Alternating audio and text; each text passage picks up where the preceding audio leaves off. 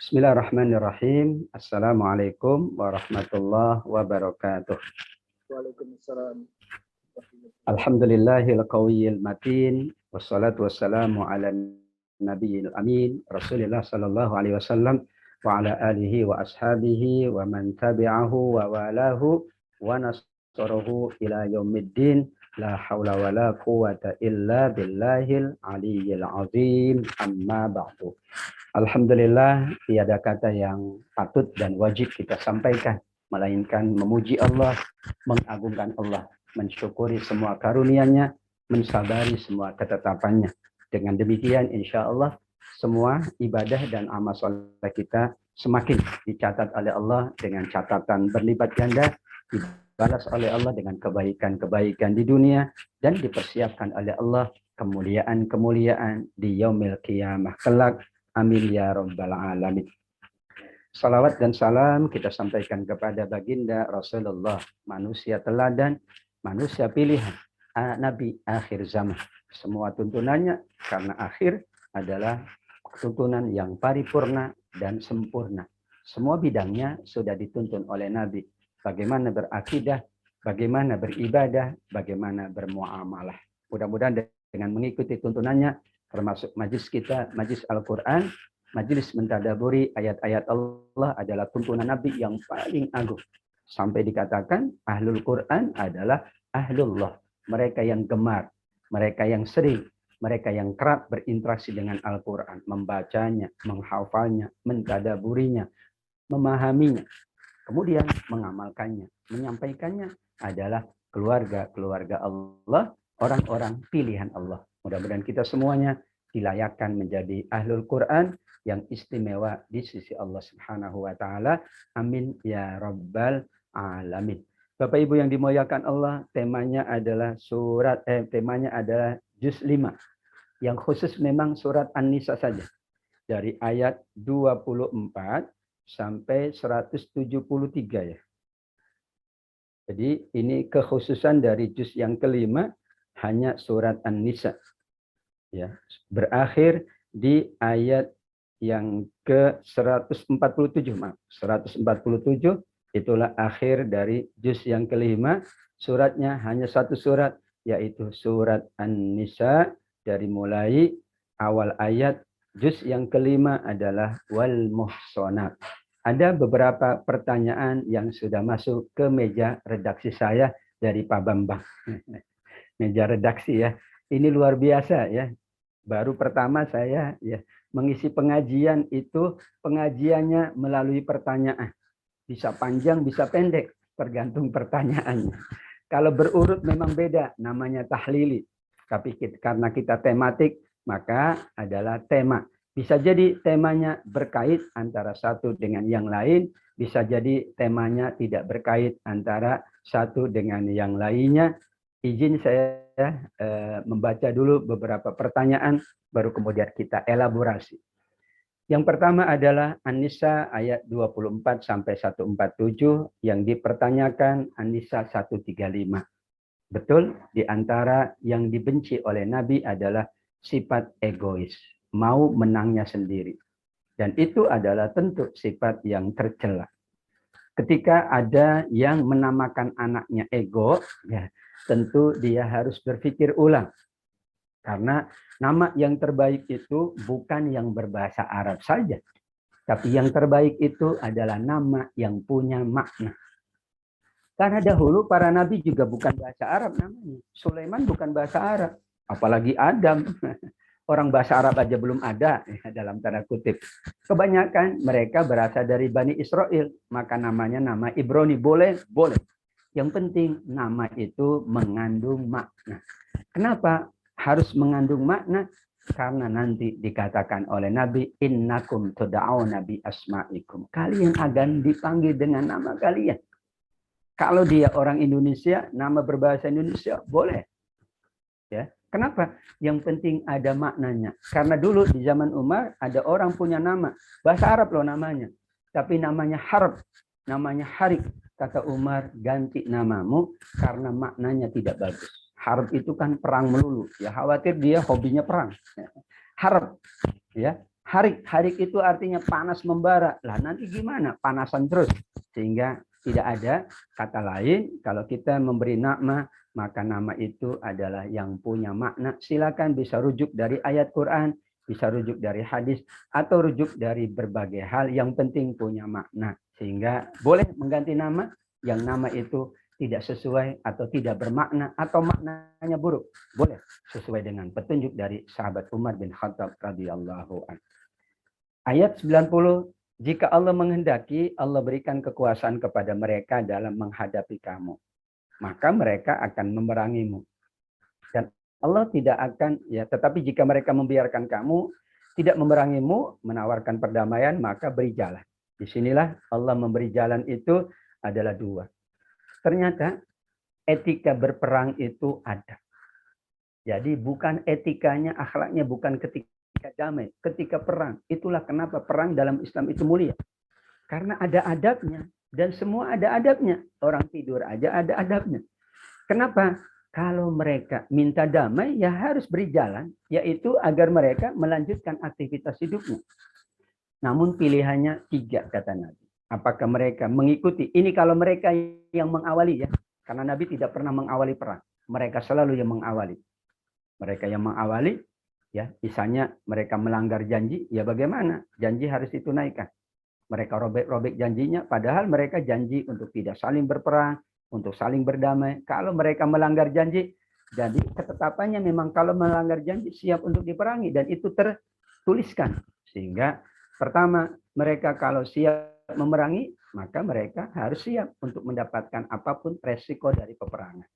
Yang kedua, mereka apakah milih berislam atau tetap pada agamanya? Kalau milih berislam ditambah perlindungan, kalau tetap berarti tetap mendapatkan perlindungan.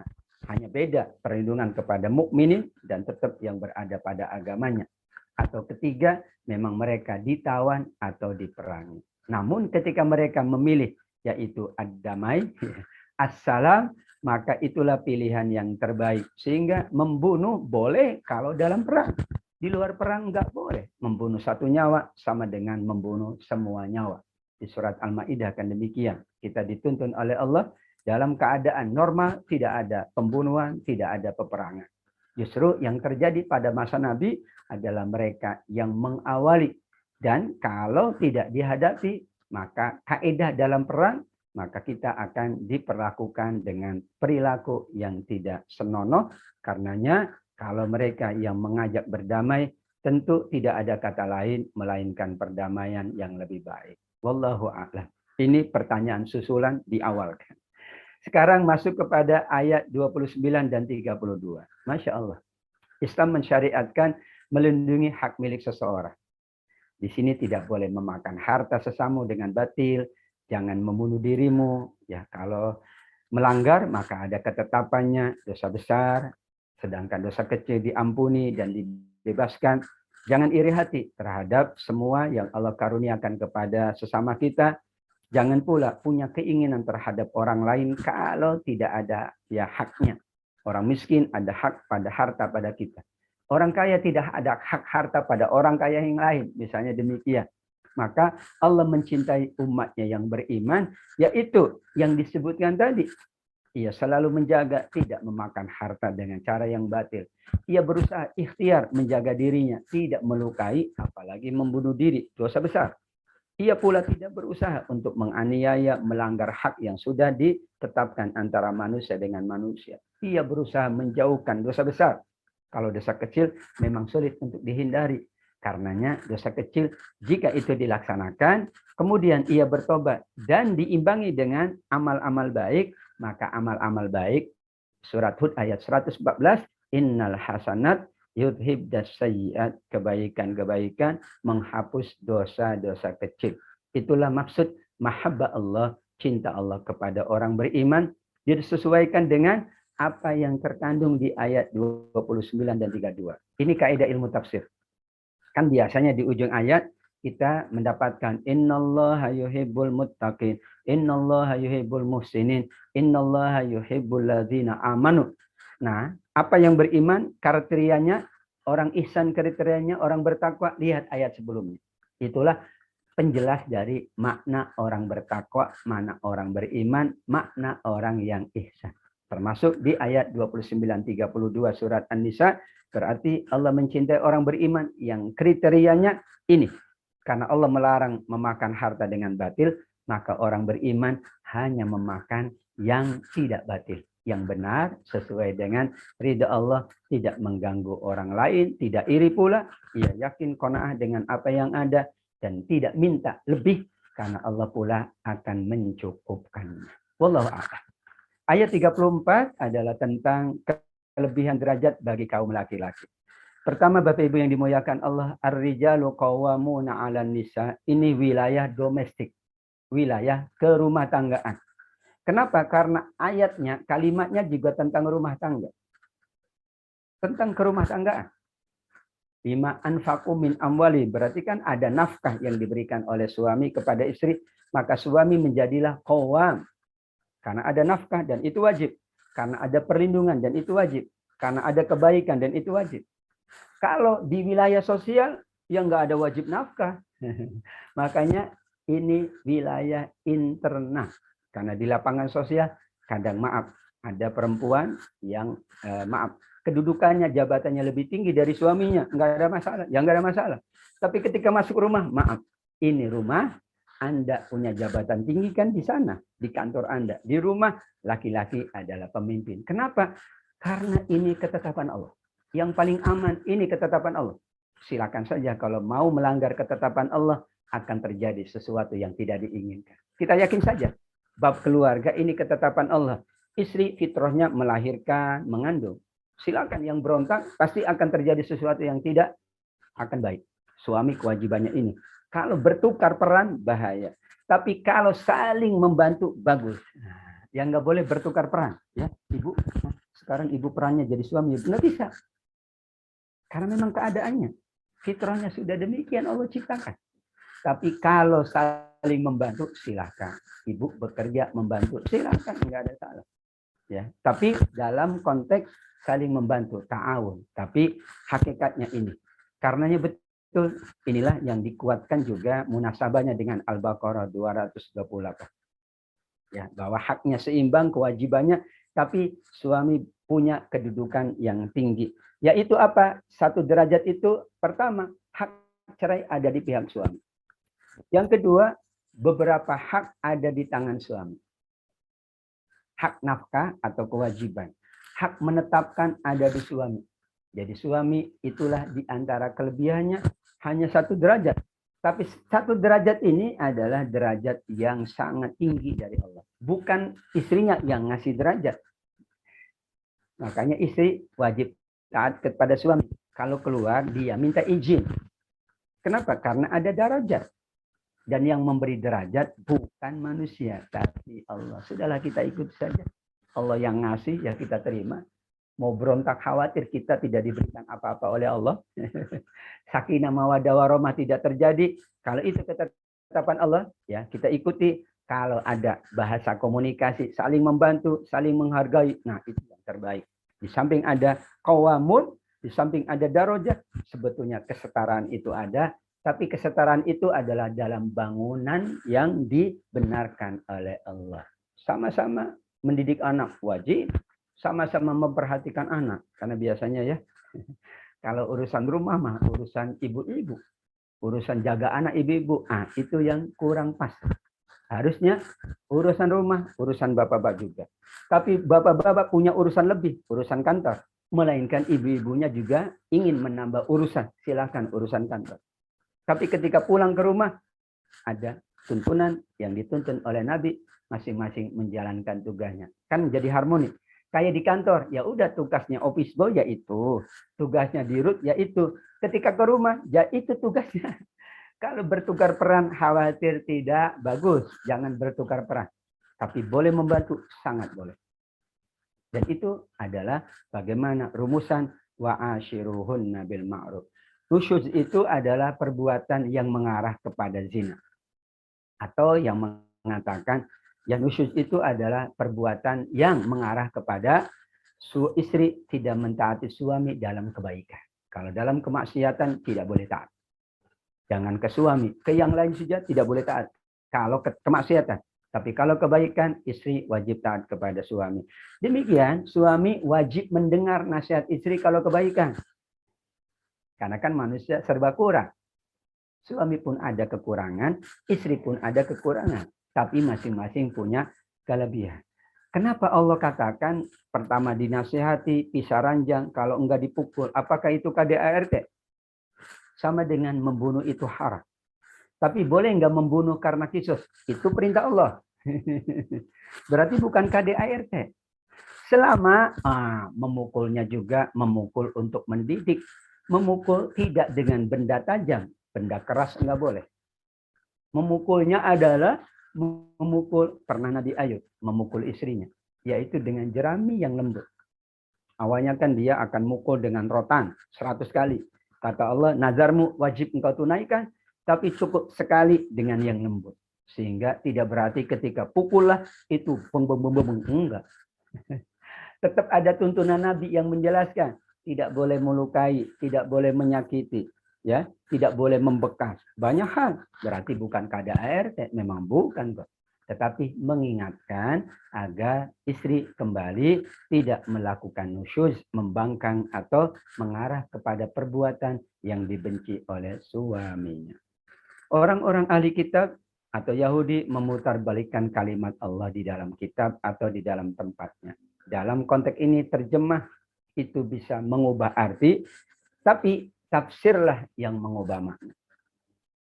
Karena terjemah terkait juga konteks. Kata doroba artinya memukul, tapi tidak semua ayat artinya memukul.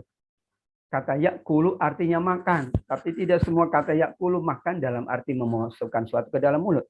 Makan harta anak yatim, enggak begitu. Sehingga terjemah itu adalah paling rendah dalam memahami Al-Quran.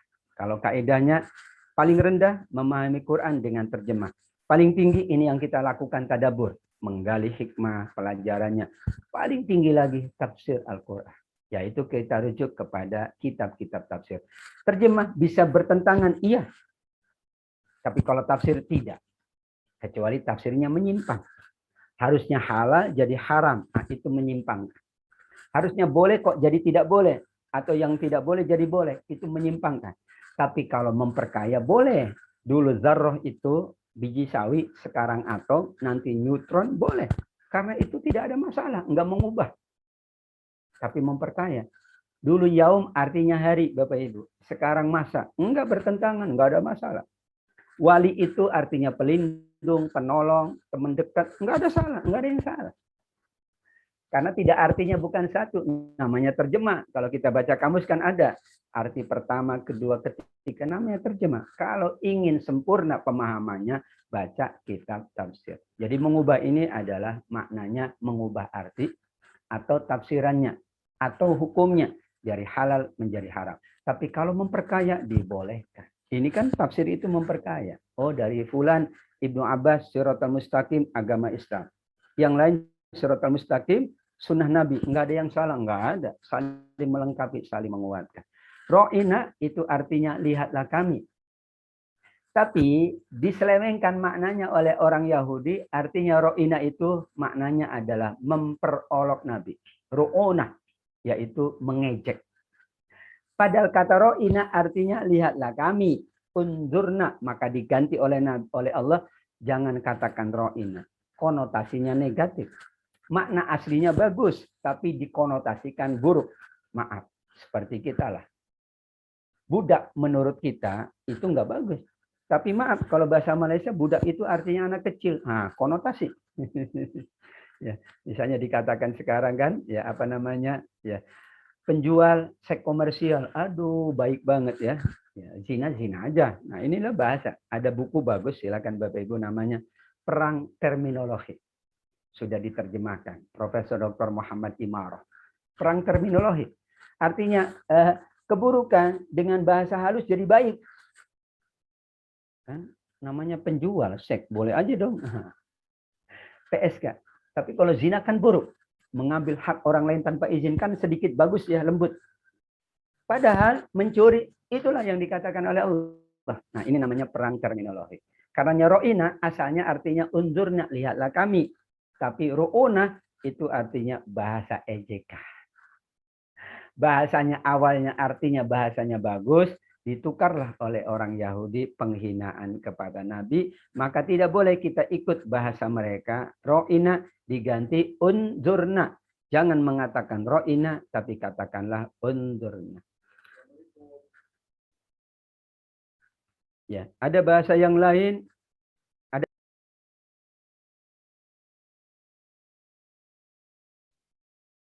Klik Pak Ustadz, mute ke unmute lagi Ustadz, masih ke unmute.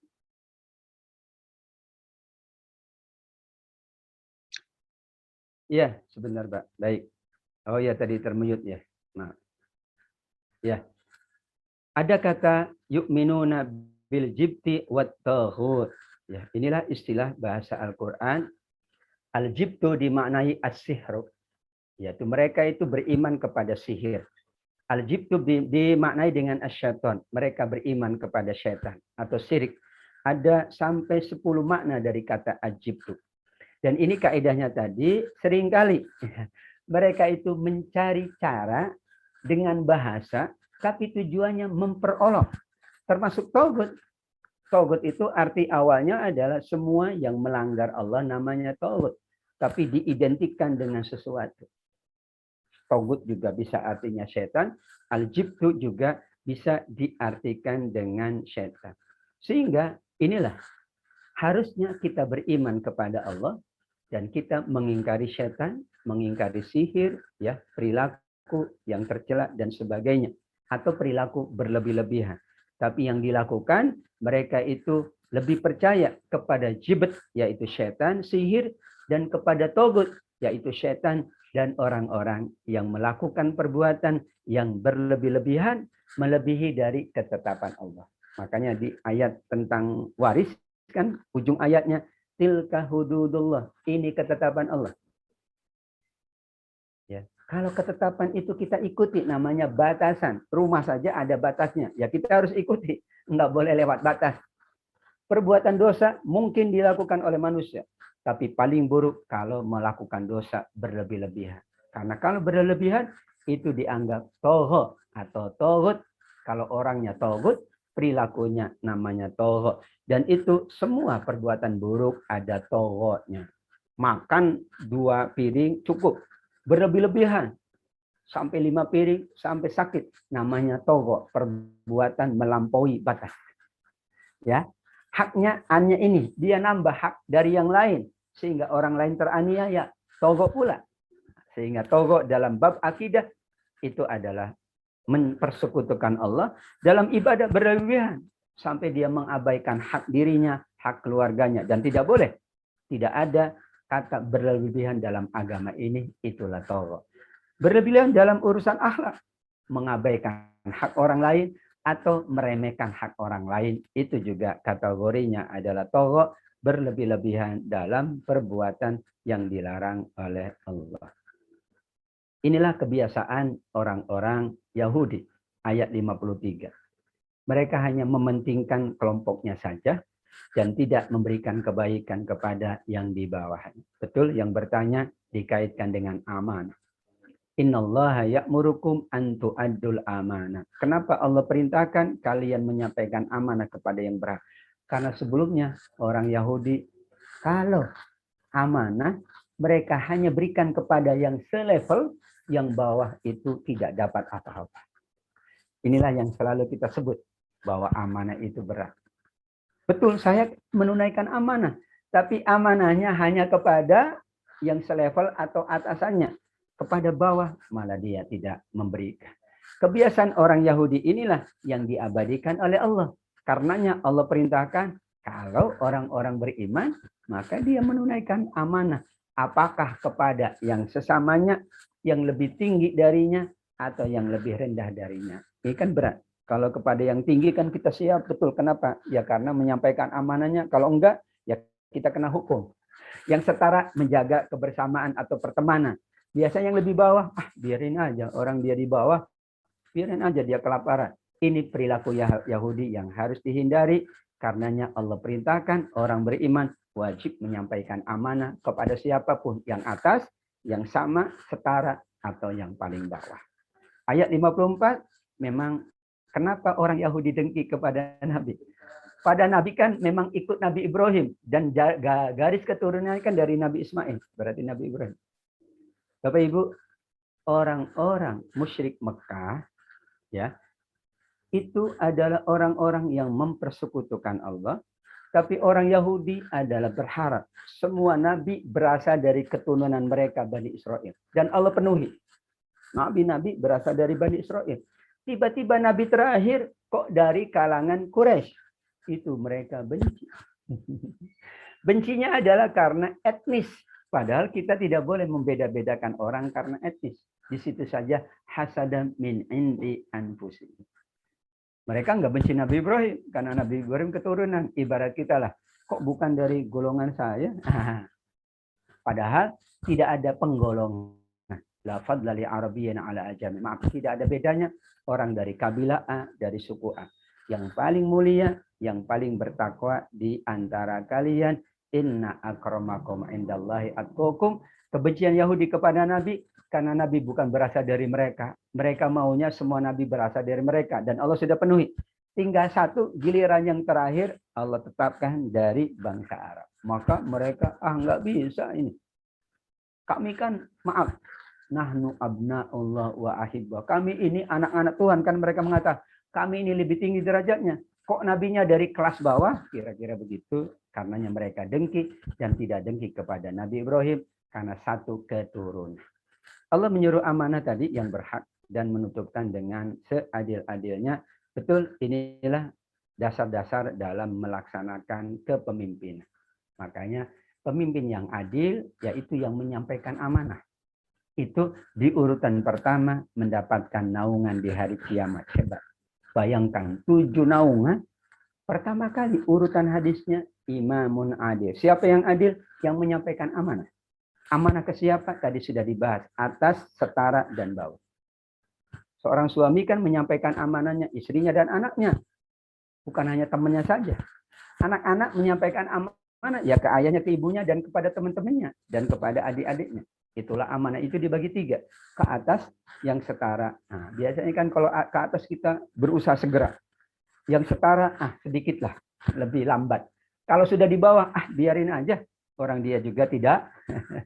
Inilah diharamkan oleh Allah. Kalau betul-betul menyampaikan amanah, ya sampaikan itu kepada yang berhak. Zakat kepada yang berhak tentunya. Dan itu orang yang di bawah kita. Demikian juga yang lainnya. Ati Allah wa ati Rasul wa ulil amri. Karenanya ayat 59. Ya, taat kepada Allah mutlak, taat kepada Rasul mutlak. Karena menggunakan ati Allah wa ati Rasul. Tapi kepada manusia tidak pakai ati wa ulil amri. Kenapa? Berarti taat kepada manusia kalau taat kepada Allah dan Rasulullah. Ini kan perintah Allah dan ayatnya An-Nisa 59.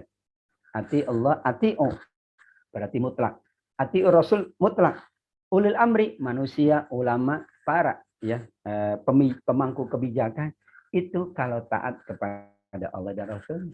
Jadi bersyarat. Itulah bahasa Al-Quran indahnya. Kenapa nggak diulang ya ati'u? Ya, berarti ketaatan kepada manusia itu tidak mutlak. Tapi tergantung apa yang diperintahkan. Kalau kebaikan wajib taat.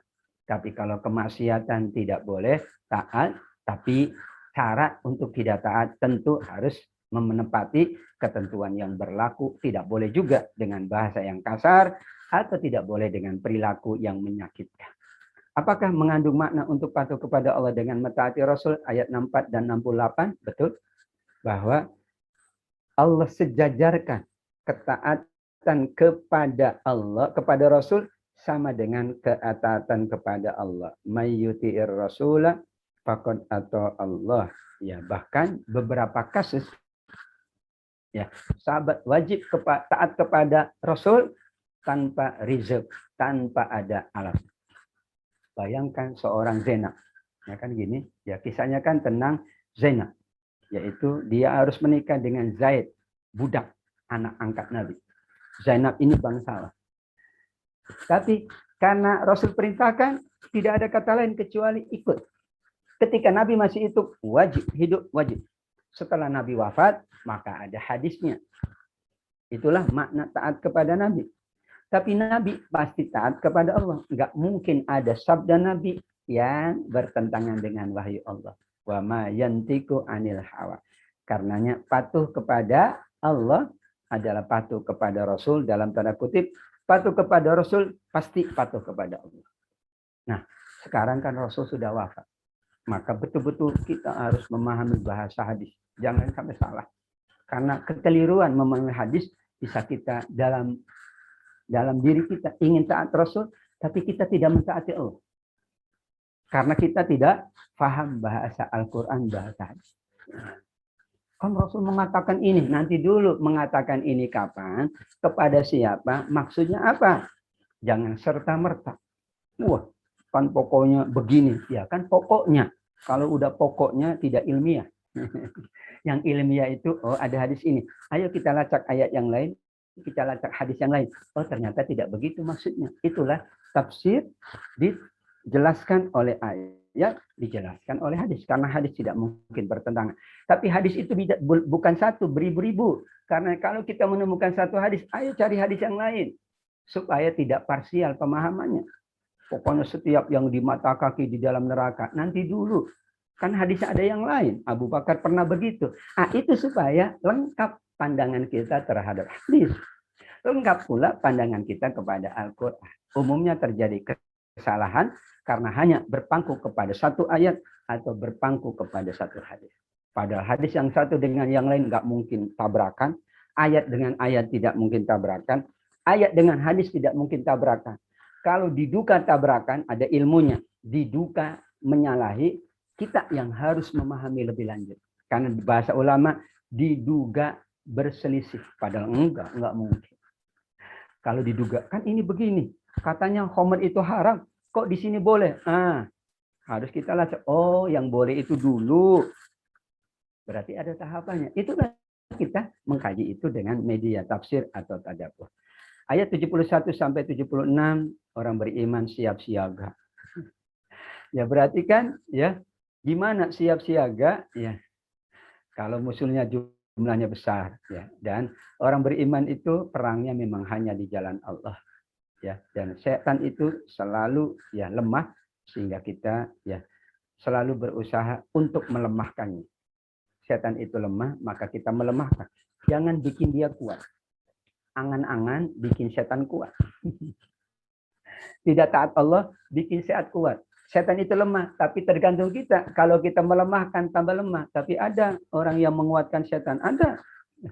Karena dia percaya setan, akhirnya jadi setan kuat. Jadi dia bongkar. Tuh kan, dia percaya sama aku. Tambah kuat. Maka kita harus lemahkan. Nah, memang ada siasat dan taktik. Ya. Sehingga ketetapan Allah, jumlah itu belum pasti menang. Perlengkapan itu belum pasti menang. Karenanya dalam berbagai ayat Al-Quran, kenapa terjadi kemenangan? Innallaha yansur. Karena Allah menolong. Wa man nasru illa min indillah. Perang Badar, berapa? 212. 313, 212. Mereka 1000. Enggak ada masalah. Karena itu bukan persoalan jumlah. Tapi perlu ada strategi. Strategi itu adalah merupakan ikhtiar. Nabi ikhtiar loh. Pada Nabi, kalau perang Badar itu minta kepada Allah, kami menangkan, menang. Dan pernah Allah uji Nabi dan sahabat tidak menang, yaitu perang Uhud. Nah itu namanya bisa jadi ada taktik yang diabaikan. Dan betul, ternyata pasukan pemanah tidak patuh kepada Nabi. Pada Nabi, mengerti betul siasat dan karenanya perang itu adalah asyasah. Ya, sehingga bagaimana bersiap sedia itu adalah dalam konteks yang lebih umum selalu ya bahwa kita ya diminta siap sedia. Siap sedia tidak selalu kita bawa senjata terus, enggak. Beribadah itu siap sedia. Berilmu itu siap sedia. Selalu mengantisipasi yang buruk itu siap sedia. Ibarat sekarang pandemi, kan siap sedianya antisipasi. Sedia payung sebelum hujan. Tidak harus payung. Sekarang pakai jas hujan. Inilah bahasa teks dan bahasa konteks. Karena dulu konteksnya perang, maka yang disiapkan alat-alat. Sekarang nggak ada perang lagi secara fisik. Maka bisa budaya, bisa ilmu, dan sebagainya yang kita siapkan. Kembali Bapak Ibu, Al-Anfal 60. Wa'idu lahum mastata'tum min quwwah. Coba kita baca tafsirnya. Ada hadis yang dinukil oleh para ulama. Yaitu kekuatan yang dipersiapkan adalah memanah. Apakah cuma memanah? Nabi memahami sesuai keadaan itu memanah dibutuhkan. Sekarang bagaimana menghadapi musuh dengan memanah? Baru begini sudah kelewatan. Dia sudah tekan tombol. Maka ilmu, teknologi, semuanya keimanan harus disiapkan. Agar ketika Allah kehendaki yang lain, kita selalu bersiap sedia. Dan orang yang menghindari jihad adalah orang munafik atau orang yang pengecut. Di awal ini Allah perintahkan jangan tahan sholat zakat. Kenapa? Karena belum siap. Barulah kemudian nanti surat Al-Hajj itu pertama kali uzina lillazina yuqataluna bi annahum zulim. Pertama kali izin berperang itu adalah di surat Al-Hajj, yaitu surat Al-Hajj ayat 39. Dikatakan oleh para ulama tafsir Al-Hajj ayat 39 ini izin Allah untuk berperang. Awalnya jangan, tahan, kuatkan iman, sholat, zakat. Kemudian di tengah-tengah itu ada munafik. Maka bagaimana kita bersiap sedia kepada orang munafik beda dengan bersiap sedia kepada yang lain. Kan orang munafik nggak kelihatan. Dan dia tidak pakai fisik, tapi pakai taktik. Maka disitulah siap sedia itu dalam arti yang umum. Tetap meninggalkan jihad, apalagi di tengah pertempuran, dikatakan sebagai dosa yang sangat besar. Minal kabair, al-firaru minaz zahab. Dosa besar itu sudah berkecamuk ini ya, perang gitu ya. Kayak pertandingan, tiba-tiba dia keluar. Diakibatkanlah kesulitan. Maka diharamkan kalau sudah berada di tengah, jangan mundur. Tapi yang di luar, jangan takut. Nah, itulah bahasa Al-Quran. Dan sekarang, Alhamdulillah, surat An-Nisa ini bicara dengan perang, dan sekarang tidak ada. Ya kita Alhamdulillah bersyukur. Jadi, jangan membahasnya, ini perang. Kalau begitu kita perang. Tidak. Kalau keadaan damai, ya tidak ada. Dan tidak perlu perang kok. Perang itu bukan opsi pertama. Makanya salah kalau dikatakan Islam menyebar dengan perang. Itu salah total. Berapa puluh tahun? Apakah perang setiap hari? Enggak. Ada waktunya. Tapi berarti yang lain dakwah dengan hikmah. Yang lain kirim surat Nabi. Yang lain sahabat dikirim dan sebagainya. Yang lain membantu yang membutuhkan. Dan akhlak itulah cara Nabi menyebarkan agama ini. Ayat 83. Kalau orang berperang, maka tentu ada konsekuensi. Mengobarkan semangat itu bagus. Saya dulu ingat ayat 83 itu ya. Dulu dikatakan. Karena dalam fikih itu ada bab jihad. Sehingga dikatakan, ngapain kita belajar jihad? Kapan kita melaksanakan? Sama dengan orang belajar khuf. Ya, yaitu mengenakan khufain. Ya, sepatu khusus desain untuk ya musim dingin. Tidak boleh kena air. Kita nggak pernah pakai, tapi belajar nggak? Belajar. Bisa jadi kan kita tidak tahu. Allah yang Maha tahu. Ternyata sampai sekarang ada orang belajar khufain nggak pernah diamalkan. Nggak apa-apa, jadi ilmu.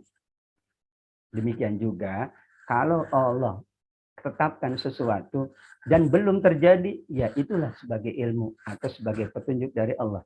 Khawatir kita tidak siap.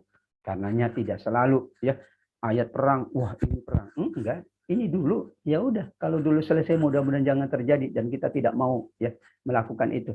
Tapi menjaga-jaga, mengingat-ingat, membaca kitab-kitab jihad boleh orang kitabnya ada, kitab fikih. Hanya dipahami, jangan ke yang dulu. Tapi zaman sekarang lah kontekstual, sehingga anak-anak kita juga lebih memahami secara baik. Nah, dulu ini ceritanya ya, tapi kan sekarang ceritanya nggak ada. Nah, apakah cerita masa lalu salah? Enggak. Tapi kita ikut cerita sekarang deh. Orang cerita sekarang beda. Nah seringkali orang tuh pengen cerita dulu terjadi. Jangan. Saya pun tidak mau. Yang kita mau jangan sampai terjadi yang buruk-buruk. Namun kalau terjadi kan sudah ada ayatnya, ada tuntunannya. Itulah pandangan dari para ulama tentang 83. 87, ya betul, iman kepada Allah dan hari akhir selalu disebutkan baik oleh Al-Quran maupun hadis. Man kana yu'minu billahi wal yawmil akhir. Pondasi keimanan. Karena kalau orang beriman kepada Allah hari akhirat, dia aman. Beriman kepada malaikat kan harus beriman kepada Allah. Enggak boleh orang beriman kepada malaikat tanpa beriman kepada Allah. Nanti kan ada takdir, nanti ada ya beberapa iman yang lain yang zaman dahulu. Iman kepada kitab-kitab Allah yang dahulu wajib dan udah selesai kecuali Al-Qur'an. Iman kepada nabi-nabi semua kan sudah selesai. Bahkan Nabi Muhammad sudah selesai. Berarti kan kita meyakini ada sesuatu yang gaib. Akhirat itu mewakili yang gaib. Nabi, malaikat, kita tidak tahu. Tapi kita meyakini ada takdir. Karenanya menjadi pondasi dari rukun-rukun iman. Yaitu iman kepada Allah. Itu yang paling banyak disebutkan. Iman kepada hari akhirat. Ya, dua golongan dalam menghadapi munafik. Yaitu golongan yang tidak memperdulikan orang-orang munafik. Tapi golongan yang selalu mempersiapkan. Di antara strategi orang munafik adalah memecah belah manusia. Yaitu golongan tadi yang mengabaikan bahwa munafik itu berat. Tapi ada yang betul-betul menyiapkan dengan sebaik-baiknya. Ya sulit kita menghadapi orang munafik. Karena tidak kelihatan. Musuh dalam selimut. Maka ada yang enggak peduli. Enggak mungkin. Mungkin karena Allah yang menyebutkan. Jadi bagaimanapun orang munafik adalah bagian dari ya keadaan manusia dan karena Allah sebutkan bahkan ayatnya banyak, bahkan suratnya ada, Nabi juga mengingatkan ciri-cirinya, maka kita selalu waspada kepada orang-orang munafik. Orang beriman tidak boleh membunuh orang beriman. Ini satu ayat. Di ayat yang lain tidak boleh membunuh manusia. Dan Nabi mengatakan dosa besar itu membunuh jiwa tanpa kebenaran. Berarti ada tahsis di ayat ini orang beriman, tapi semua manusia nggak boleh dibunuh. Kalau mau ingin terjadi pembunuhan, harus ada peperangan. Dan kita tidak mau. Atau ada kisos, karena itu adalah hukum Allah. Tapi selain itu, tidak boleh. Apalagi orang beriman, sanksinya lebih berat. Karena mereka adalah orang-orang terbaik di mata Allah. Ya. Bagaimana disuruh meneliti kalau perang kan tidak mungkin. Kalau sedang perang tidak ada sempat meneliti. Inilah bahasa Al-Quran. Ternyata ketika kondisi pertandingan bisa seseorang berpikir. Sehingga tidak hanya nafsu yang dijalankan ketika perang. Disitulah ada kebijaksanaan Nabi. Berarti kan tetap dalam perang. Ya. Meskipun berkecamuk, ada orang-orang yang hebat. Dia sabar, dia tenang. Kan meneliti. Oh, jumlahnya sekian. Oh, bagaimana? Oh, dia kalah sama ini. Kenapa ya dia kalah sama ini? Kan boleh. Tentu itu adalah kekhususan. Orang yang bijaksana dalam kondisi terjepit sekalipun, dia bisa berpikir yang jernih.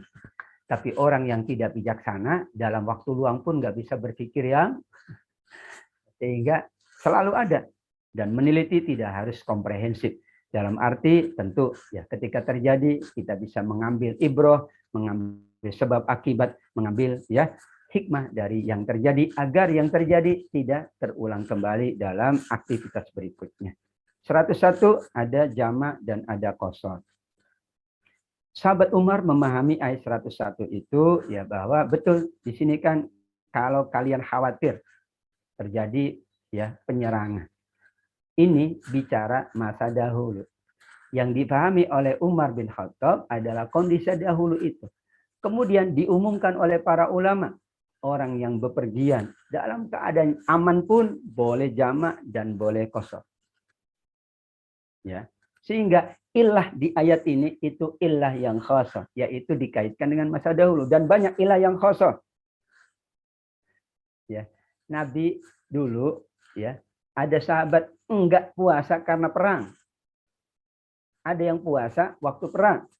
Itu dulu. Sekarang musafir itu sama disamakan oleh Nabi.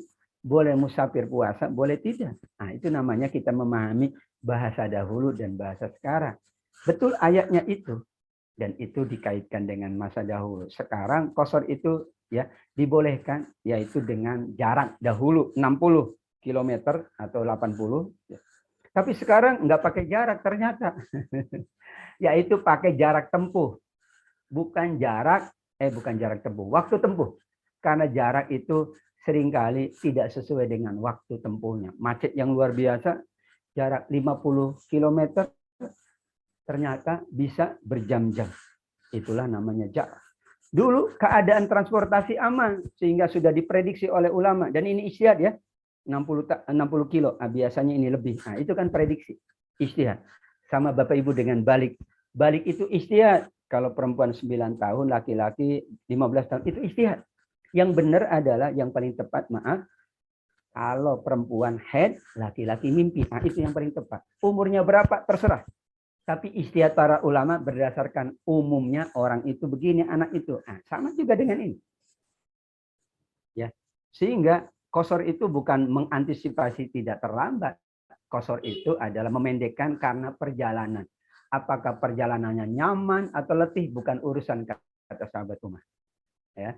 Karena itu adalah keringanan dari Allah. Saya naik pesawat Ustadz nyaman, ya silakan. Dan ini bukan wajib, tapi dibolehkan.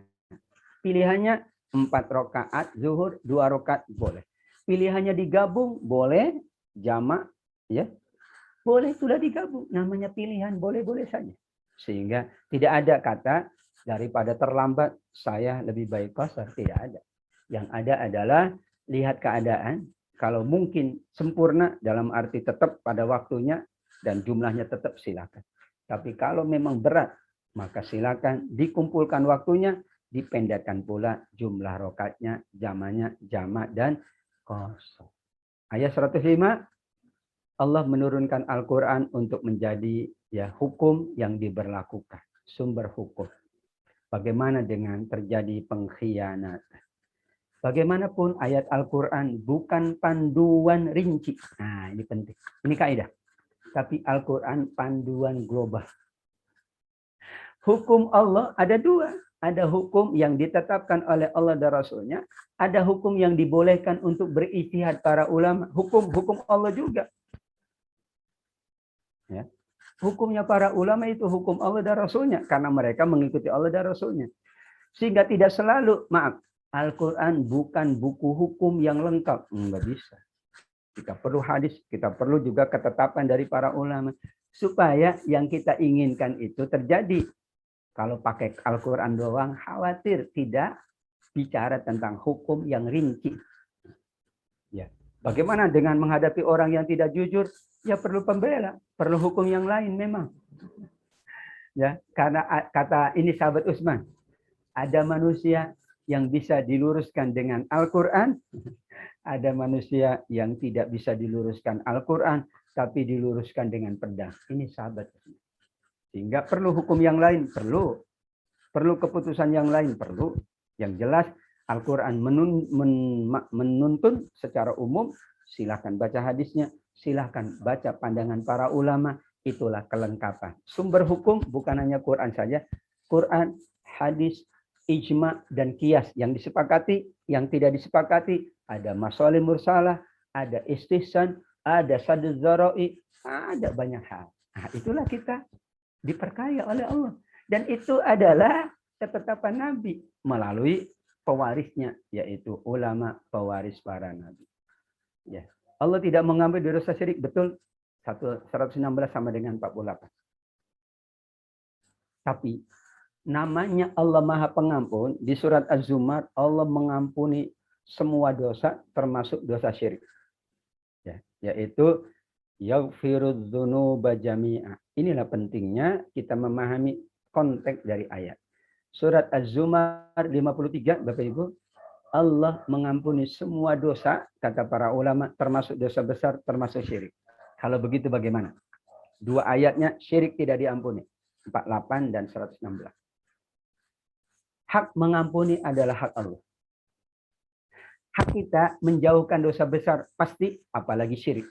Itu kewajiban kita.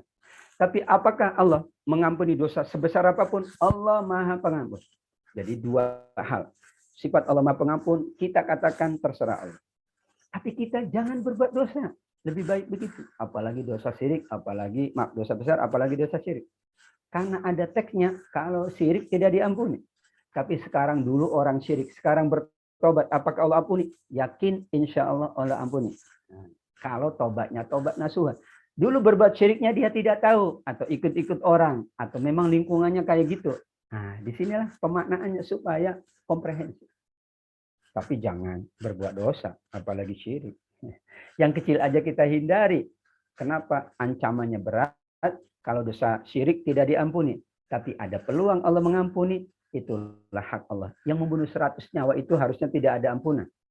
Ternyata Allah berikan ampunan. Tapi jangan niru membunuh 100 nyawa. Itu dosa besar. 1 nyawa aja nggak boleh. Tapi kalau bicara ampunan seluas langit dan bumi. Kalau orang berbuat dosa sebesar Gunung Uhud, Allah ampuni kok. Sebesar ya apapun Allah ampuni. Tapi bicara dosa jangan bicara sekedar ampunan, tapi bicara pula ancaman. Nah, jadi bicara dosa, ampunan Allah luas itu menimbulkan roja, harapan. Tapi dosa ini ada ancaman, menimbulkan takut. Yang bagus itu roja dan khauf. Jangan roja saja sampai mengabaikan ancaman Allah. Jangan ancaman saja sampai melupakan roja kepada Allah. Setan di 119 memang menyesatkan. La uqatilannahum wa la umanniyahum, ya, mengangan-angankan itu perbuatan setan. Jadi banyak cara setan untuk menggoda manusia, angan-angan kosong. Dulu binatang ternak itu dipotong beberapa telinganya. Kenapa? Untuk menunjukkan ini untuk berhala dan ini untuk manusia. Jadi kalau sudah ditanda, maaf ini hewannya untuk berhala. Nah itu dulu begitu. Ya. Makanya dipotong berarti ikut setan. Mengubah ciptaan Allah kan nggak boleh. Termasuk hewan. Namun mereka tujuan memotong telinga hewan itu kalau dicacat itu berarti boleh untuk manusia. Kalau sempurna tidak boleh dipotong untuk manusia, hanya untuk berhala. Ini kebiasaan orang-orang musyrik, maka dikatakan mereka itu ikut setan. Karena setan memang berusaha agar manusia jauh dari tuntunan Allah, tuntunan Rasulullah. Ya. 123, kelebihan agama bukan menurut angan-angan ahli kitab, ya, bahwa kelebihan agama seseorang karena iman dan amal soleh. Jadi dahulu orang-orang Yahudi menyalahkan orang Nasrani atau mengunggulkan Yahudinya. Orang Nasrani menyalahkan Yahudi, mengunggulkan kenasraniannya. Yang sudah dahulu sudah selesai. Yang sekarang adalah kita ikut yang terakhir. Kalau bicara hukum kan ada amandemen.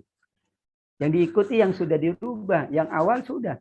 Tapi dahulu ikut, iya yang dahulu. Ya, ini peraturan misalnya di kampus atau di kantor. Yang dahulu ya ikut menteri dahulu, yang sekarang ikut menteri sekarang. Itu yang tepat. Dulu nggak begini Pak, ya Bapak hidup ada zaman dulu. Sehingga yang sekarang kita ikuti yang sudah sempurna. Al-yawma akmaltu dinakum. Berarti kalau begitu, ini cerita masa dahulu. Orang yang ikut peraturan dahulu benar karena nabinya dari Allah. Orang yang mengikuti nabi dahulu benar karena juga utusan Allah.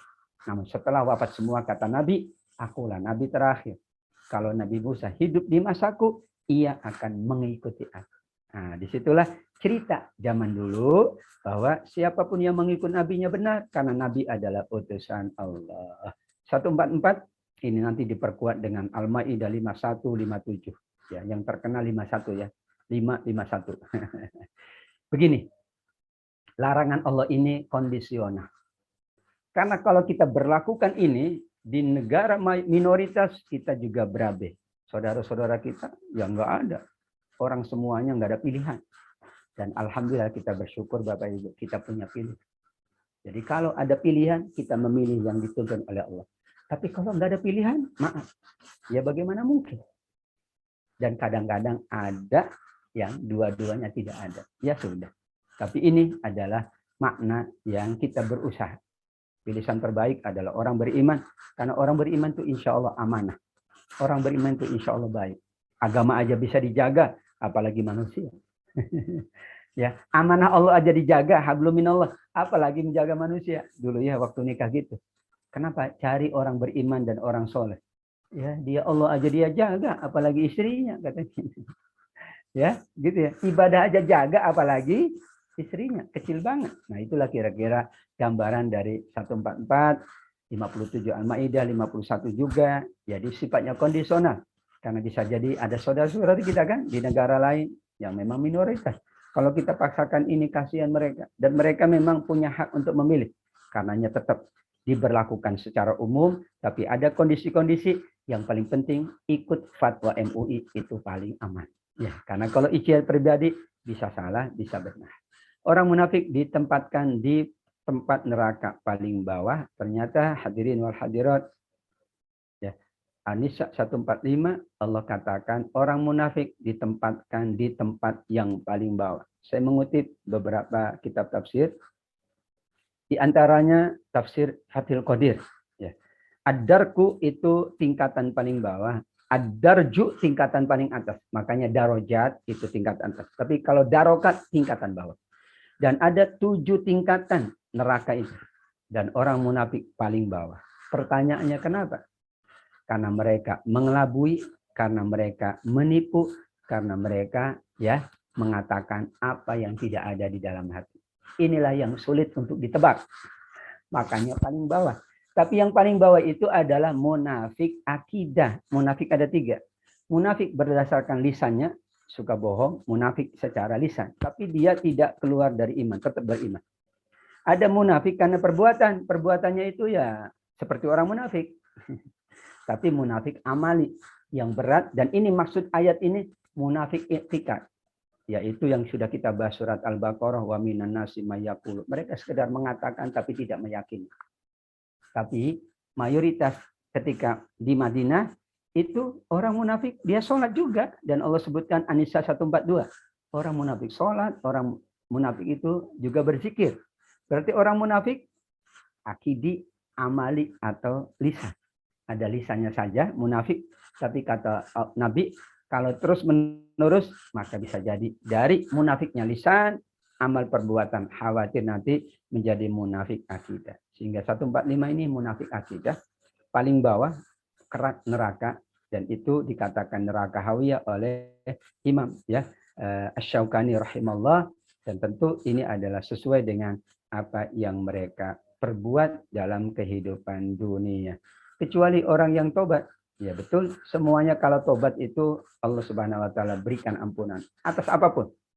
Bayangkan para sahabat Nabi, syiriknya betapa tinggi, sihirnya tinggi, semuanya pokoknya maksiatnya juga luar biasa. Tapi kalau bertobat, Allah ampuni. Tapi kan 2 tadi. Kalau bicara tobat, Allah ampuni. Tapi ingat, ada ancaman. Bahwa kita tidak boleh meringankan perbuatan-perbuatan dosa. Ya. Dan terakhir, ayat 146, kecuali mereka bertobat, mengerjakan amal soleh, berpegang teguh kepada Allah. Semua orang mendapatkan ampunan. Tapi kan persyaratan tobat itu tobat nasuha. Setelah itu lihat amalnya. Kalau dia semakin baik, semakin teguh, berarti dia adalah orang-orang yang layak mendapatkan ampunan. Sehingga para ulama mensyaratkan. Persyaratan tobat itu kalau hak Allah memang 3. Tapi kalau hak manusia, hak adami ditambah jadi 4. Pertama, menyesal. Perbuatan dosa apapun, menyesal. Yang kedua, bertekad untuk tidak mengulangi. Nah, ini yang berat biasa. Menyesal, saya menyesal. Ulangi lagi. Nah, berarti belum. Yang ketiga adalah apa? Ya, ia berbuat baik. Tadinya perbuatannya kotor, dia menyesal, dia berazam tidak mengulangi, kemudian dia tambah baik. Sholatnya rajin, ibadahnya, infak sodakohnya, silaturahimnya, ngajinya. Kenceng. Berarti ciri tobatnya diterima. Kalau hak adami, maka dia harus mengembalikan haknya kepada yang dia ambil. Apakah harta, apakah kehormatan, apakah yang lain. Mungkin dia pernah menghina, ya dia datang, Pak, maaf ya, dulu saya pernah memperolok Bapak. Harus sampaikan maaf itu secara terus terang. Kalau salahnya kepada 1 orang, sampaikan kepada 1 orang. Salahnya kepada jutaan orang, sampaikan kepada jutaan orang. Makanya paling enak kita. Ya, paling salah kepada 1 orang, 2 orang. Tapi yang paling berat itu yang salahnya kepada miliaran orang. Masya Allah berat. Karenanya yang dipandang kata para ulama dosa itu bukan ya besar atau kecil, tapi kepada siapa Anda berdosa. Kepada Allah berat, kepada satu nyawa berat, apalagi kepada banyak manusia lebih berat lagi. Pertimbangan ini untuk menguatkan bahwa manusia selalu berusaha menghindarkan dosa dan kesalahan agar kalaupun ada kesalahan, kalaupun ada dosa, maka tidak ada lagi ya, melainkan ia bertobat, dan tobatnya kalau memenuhi syarat Allah ampuni. Semuanya ada syaratnya. Ibadah aja ada syaratnya. Tobat ada syaratnya.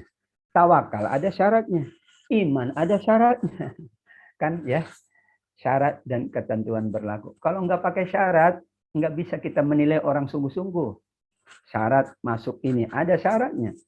Supaya sungguh-sungguh. Kalau nggak pakai syarat, khawatir nggak sungguh-sungguh Bapak Ibu. Makanya syarat itu penting. Tobat pakai syarat, tawakal ada syarat, ibadah ada syarat, iman ada syarat, puasa ada syaratnya, hablum minas ada syaratnya, jual beli ada syaratnya. Semua ada syarat. Kenapa? Supaya sungguh-sungguh manusia itu menjalankan tuntunan Allah, menjalankan tuntunan Rasulullah. Yang terakhir adalah ya surat Ali Imran dari ayat 190 sampai 200 ya. Ini adalah ayat yang sangat baik sekali. Memang kita selalu mengamalkannya ya agar kemudian kita mendapatkan banyak petunjuk Allah. Walillahi mulkus samawati wal ard wallahu ala kulli syai'in qadir. Inna fi khalqis samawati wal ardi wa ikhtilafil laili wan nahar. Ya. Dan seterusnya bagaimana Allah ingatkan dari mulai penciptaan langit bumi, ya pergantian siang dan malam, orangnya yang layak mendapatkan banyak petunjuk orang albab. Yaitu siapa? Mengingat Allah, berdiri, duduk, berbaring, memperhatikan, mengingat semua kebaikan Allah, berdoa dihindarkan dari neraka, selalu berusaha meningkatkan iman, memohon ampun kepada Allah, dan diyakin dengan janji Allah. Kemudian ia tidak membeda-bedakan dalam beramal.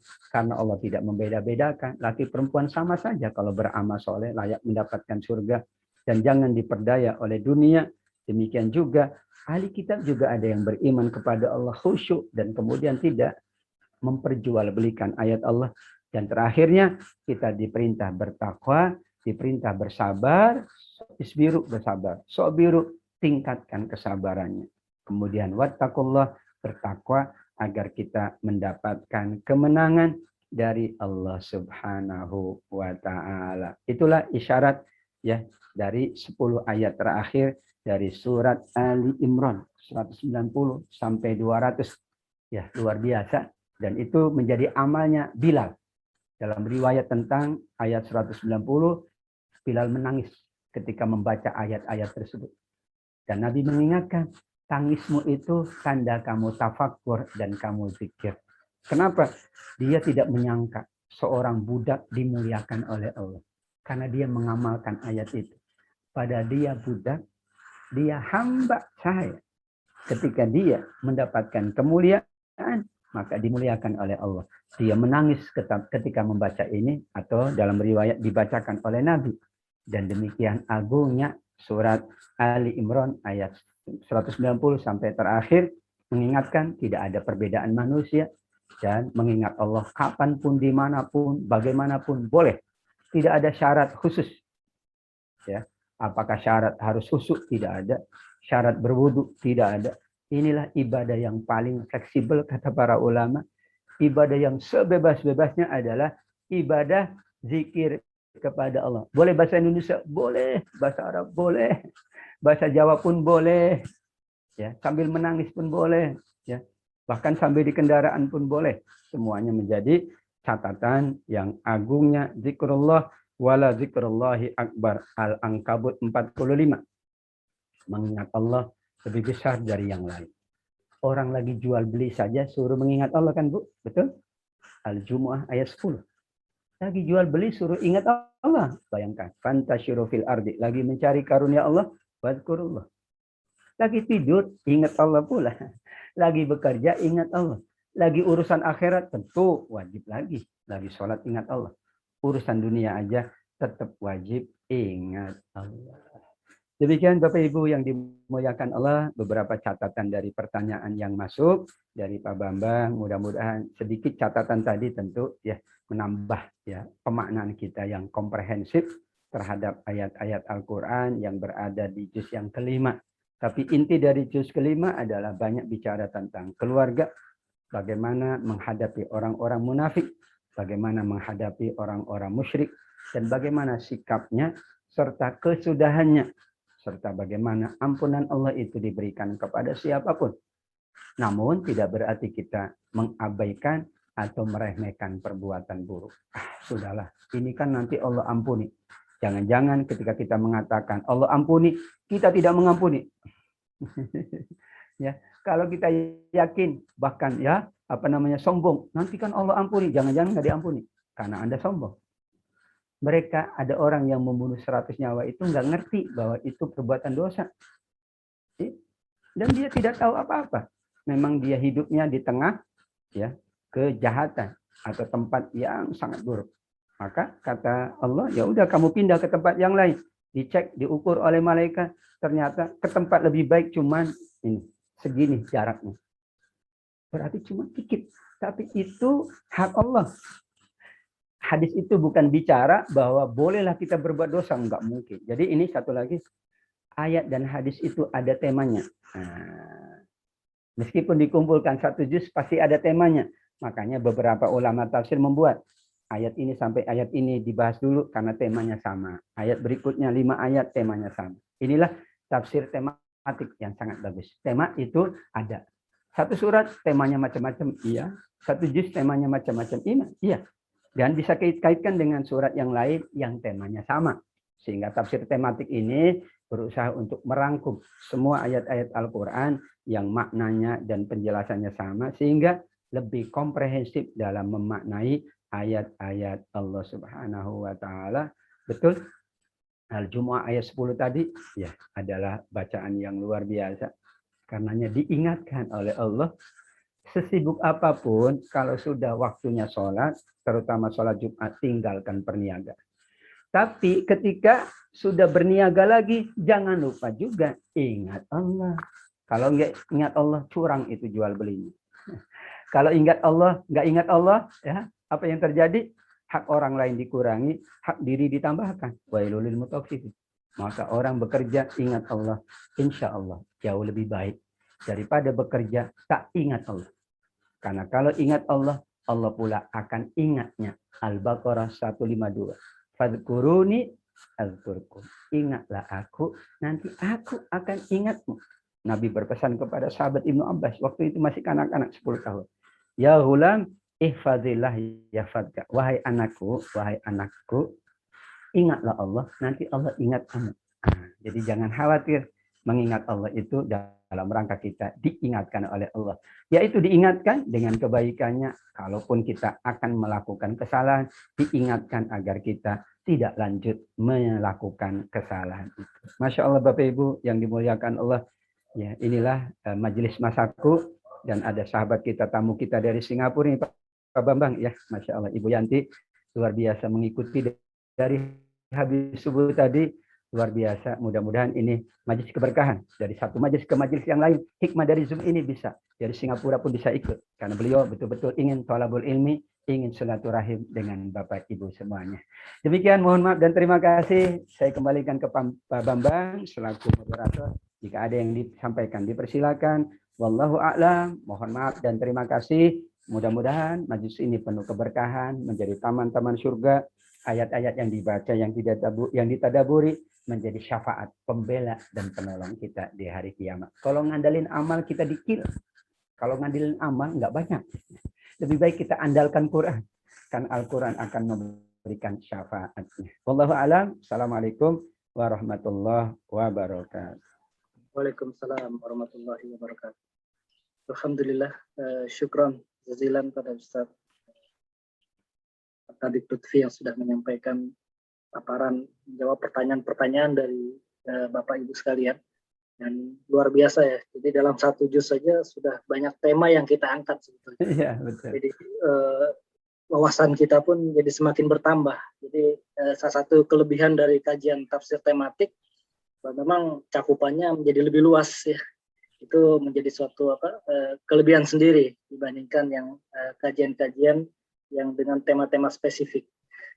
Baiklah Bapak Ibu sekalian, kita nanti akan ada sesi tanya jawab. Insya Allah nanti akan dipandu oleh Mas Arief. Ya. Di samping juga sebetulnya pertanyaan masih ada terus masuk lewat terus. Baik, silakan Pak Arief, silakan Pak. Ya, silakan Mas Arief untuk bisa memandu pertanyaan-pertanyaan pada pagi hari ini. Silakan. Baik, terima kasih Pak Bambang dan Ustadz Taufik. Apakah suara saya terdengar jelas? Alhamdulillah. Alhamdulillah jelas. Baik, ini yang saya terima itu memang ada 14 pertanyaan ya. Mungkin 2 pertanyaan terlebih dahulu yang saya prioritaskan untuk disampaikan. Izin saya membacakan.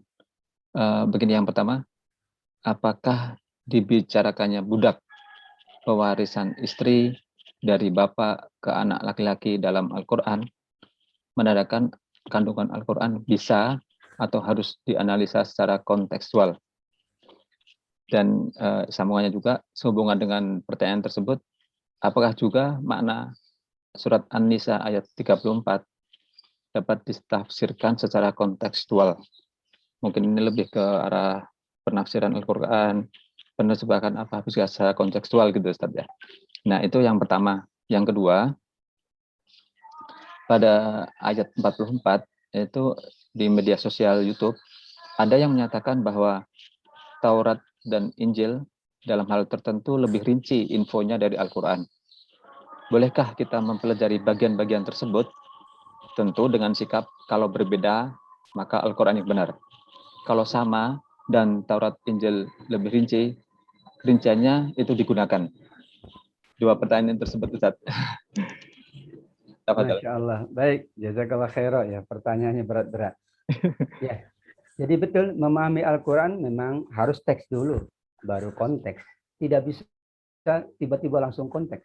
Karena inti dari ayatnya adalah teksnya. Tapi bolehkah konteks? Iya, sangat mungkin. Konteks itu masa kini dengan masa lalu berbeda. Konteks itu sejarahnya berbeda. Konteks itu orang dahulu dengan orang sekarang berbeda. Asalkan tetap nilainya tidak keluar dari teks. Misalnya, bahwa tadi ya 34 ini kan banyak kontekstualisasinya oleh para ulama, tapi tidak bertentangan bahwa seorang suami adalah pemimpin bagi istrinya karena diberikan kelebihan oleh Allah, yaitu diantaranya kewajiban memberi nafkah. Orang yang diberikan kewajiban berarti ditingkatkan derajatnya. Makanya misalnya di Rut, ya kan dinaikkan derajatnya, ya karena dia pertanggungjawabannya besar, bukan hanya dunia, akhirat pula nih. Ya, jadi kalau mau tidak punya tanggung jawab, ya udah biasa-biasa aja. Nah, itu tanggung jawabnya kecil. Jadi berbanding lurus antara hak dan kewajiban. Kemudian juga bahwa bagaimana dengan ya sistem yang dibangun gitu ya, bahwa istri lebih tinggi kadang derajatnya. Bedakan antara status sosial dengan status kerumah tanggaan. Jadi rumah tangga itu babnya adalah bab yang sangat rigid. Harus ada mahar. Ada pula itu. Mahar tidak perlulah katanya. Ada. Tidak perlu wali lah nikah itu. Ini orang yang sudah mulai gitu ya. Kontekstualisasinya keluar dari teks. Atau ada yang katakan ya sudahlah. Orang zaman sekarang, zaman persamaan laki-laki perempuan. Ya, berarti istri boleh nyuruh suami bikin kopi. Ya silakan aja kalau nyuruh. Asal suaminya mau kalau saya ya. Jadi begini. Kalau semakin rinci sesuatu, itu semakin berat konsekuensinya. Tapi kalau Al-Quran global, semakin luas kita memahaminya. Makanya ada kaidah dalam ilmu hukum, ya misalnya waris. Kenapa tidak boleh kita melanggar? Karena rinci. Bayangin, sampai Allah menyebut, laki-laki dapat sekian, suami dapat sekian, kalau nggak punya anak, ibu. Untuk apa Allah rincikan? Berarti tuntunannya tuntunan yang komprehensif. Melainkan kayak sholat berapa rakaat tidak disebut nanti Nabi. Ya, bagaimana tadi jamak qasar itu berarti kan leluasa. Sakitnya nggak disebut sakit apa? Enggak, berarti leluasa. Sakit tidak boleh puasa, sakit apa? Boleh sakit apapun. Tapi tentu sakit yang direkomendasi oleh dokter. Masa cuma sakit panu aja nggak puasa kan gitu. Dokter mana yang rekomendasi? Nah ini kan bahasan yang kemudian digali dan itu boleh. Tadi ya misalnya saat kosor dulu itu adalah keselamatan yang dilihat. Sekarang adalah kemudahannya. Bahkan teknologinya canggih. Ya, dari Singapura ke Jakarta boleh kosor ya boleh. Orang jaraknya jauh banget. Tapi kan saya naik pesawat bisnis lagi. Ya silakan Anda. Namanya juga keringanan, boleh diambil, boleh tidak. Yang tidak boleh itu memaksa-maksakan. Memaksakan sampai sakit nggak boleh. Meringan-ringankan sampai santai nggak boleh. Yang paling bagus adalah kita ambil atau tidak ambil melihat keadaan. Karena Nabi, sahabat begini semuanya beda-beda. Ada yang puasa, ada yang enggak. Ya sudah, Nabi berarti Anda yang kuat, hebat. Yang enggak kuat juga bagus. Enggak ada yang salah. Yang salah itu tidak ngapa-ngapain, tapi mengaku ngapa-ngapain. Nah itulah orangnya tidak bagus. Jadi kontekstualisasinya kayak memukul, ya dikontekkan dengan sekarang, bagaimana memukul. Pisah ranjang juga kontekstual sekali. Nah, orang rumahnya maaf, cuman punya kamar satu, flat. Ya gimana? Ya, kalau pisah di mana dia? Suami suruh tidur di luar? Enggak mungkin gitu ya. Tidak cakal juga. Ya, yaitu misalnya ya sudah. Meskipun satu kamar tapi ya tidak menyapa dulu, maaf tidak bergaul dulu. Ya, kenapa? Karena itu tuntunan Allah. Tapi kan juga batas waktunya tidak disebutkan. Sehari kah, 2 hari kah? Ya kalau 1 menit sudah saling bermaafan ya selesai. Ya. Setelah berantem berselisih langsung bermaafan ya berselesai udah, jangan lanjutkan. Ini saya selesaikan sampai wadribu, sampai pukul. Ya jangan, orang udah selesai kok. Nah, ini juga namanya kontekstualisasi ayat-ayat Al-Qur'an. Berikutnya ayat 44. Ini kita berpandu kepada hadis ya. Nanti ada buku bagus ya, Israiliyat dan Maudu'at di dalam kitab-kitab tafsir Profesor Dr. Muhammad Az-Zahabi. Sudah diterjemahkan bahasa Indonesia oleh Profesor Didin Hafidzuddin. Jadi begini maksudnya. Panduan kita kepada kitab-kitab sebelumnya adalah pertama, jangan percaya sepenuhnya, jangan mendustakan sepenuhnya. La tusaddiqu ahlal kitabi wa la tukadzibu. Bagaimana caranya? Kalau tidak bertentangan, boleh diambil, boleh. Kalau bertentangan, harus dibuang, memang. Samalah dengan kita punya budaya nih, Indonesia, Malaysia. Ada budaya dari luar. Boleh enggak? Boleh kalau tidak bertentangan dengan budaya kita nih, budaya Melayu, budaya Islam, boleh. Boleh, ya boleh saja. Kalau bertentangan ya enggak boleh, kan kira-kira gitu. Eksternal dan internal. Karena zaman sekarang tidak mungkin kita tidak mengadop budaya luar, enggak mungkin. Ini teknologi budayanya siapa? Jangan Nabi enggak ada. Kita pun enggak bisa bikin. Yang bikin kan Zoom ini ya. Siapa itu yang menciptanya? Boleh, ya boleh. Kan kita gunanya untuk ngaji. Kecuali kita gunakannya untuk maksiat, menjadi tidak boleh. Teknologi handphone, laptop ini yang kita pakai, memang punya siapa? Ya bukan punya kita. Sehingga tadi betul ayat 44, ya, dalam kita mensikapi terhadap ya kitab-kitab yang lain, memang dahulu Ibnu Abbas itu banyak membaca ahli kitab. Kenapa? Karena rinciannya ada di situ. Nabi Nuh itu kan kapalnya berapa lama buat, ada di kitab-kitab terdahulu. Di Al-Quran enggak. Karena Al-Quran itu global, hanya poin-poin besar. Kenapa? Karena ada Nabi yang nanti menjelaskan. Setelah Nabi ada sahabat, tapi setelah itu ada ulama. Ya. Kalau Allah menjelaskan semua, ulama kerjanya ngapain Bapak Ibu? Kalau Nabi menjelaskan semua, nanti sahabat ngapain? Nah, itulah bahasa kitanya, masing-masing sudah ada porsinya. Karenanya, betul, ya boleh tadi. Ya, kalau kemudian yang kedua, kalau bicara akidah tidak boleh tentunya, karena akidah itu lakum dinukum waliyadin. Bicara ibadah nggak boleh, karena ibadah itu ada tuntunannya. Tapi kalau bicara muamalah silakan. Namanya muamalah ini ya, yaitu persoalan yang sangat bebas. Sehingga itulah panduan di dalam kita membaca buku-buku yang lain, tidak hanya buku kitab, buku psikologi, buku matematika boleh, buku budaya boleh, sejarah boleh, ya. Tapi kan kita punya tuntunan Al-Quran, hadis, ijma ya. Kalau sesuai, ahlan wa sahlan. Kalau nggak sesuai, maaf, di kami sudah ada dan itu hanya untuk konsumsi yang lain sehingga kita tidak juga kita fanatik buta, tapi kita semakin meningkat pemaknaan kita terhadap Al-Quran dan hadis. Wallahu a'lam. Demikian Mas Arief. Ya, Terima kasih Ustadz. Mungkin sebelum pembacaan pertanyaan berikutnya, kepada tadi yang resen Bu Dini, apakah mau dilanjut? Silakan Bu Dini, reset di unmute. Nah. Ya, bismillahirrahmanirrahim. Assalamualaikum warahmatullahi wabarakatuh. Ustaz. Silakan.